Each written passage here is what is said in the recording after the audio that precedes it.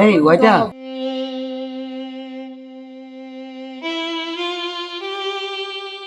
বাবা গো, মায়া গো, আমি 3 দিন ধরে কিছু খাই না। আমারে কয়টা টিয়া দিবাই না, আমার খিদা লাগছে, ভাত খাইতাম। এই চলো ভিক্ষা টিকা দিব না, সারাদিন অনেক দিছি। উঠো উঠো উঠো উঠো উঠো। এই যাওছে এই উঠো। আচ্ছা তুমি তো সব জায়গায় ভিক্ষা দাও, ওনার দিতে সমস্যা নাকি? আরে তুমি বুঝতে না এটা, উঠো চলো। এই মেধান দে, আপনি যান। মায়া গো, কয়টা টিয়া দিতাম। আরে চলো, দাও ওনার দাও। ফকির চকির লইয়া কোনো জায়গায় আসা তো না, চলো। আরে ভিক্ষুকের লাগি যেন হচ্ছে না বন্ধ, বসো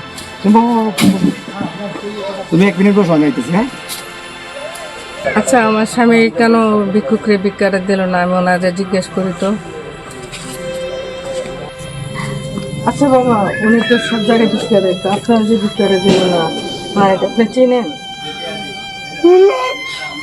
ওকে আমি চিনি না, জানিয়া আপনি আপনি তো চিনেন। না না না, আপনি চিনেন, আমি ওকে চিনি না, আপনি চিনেন। চিনি না, আপনার কি হয় বলেন, সমস্যা নেই।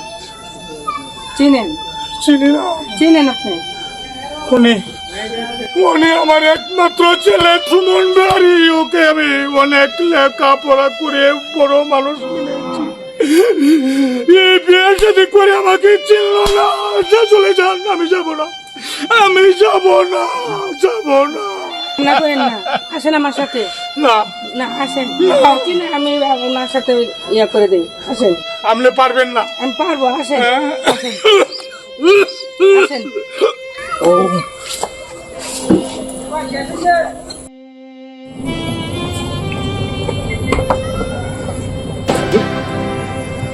কি ব্যাপার?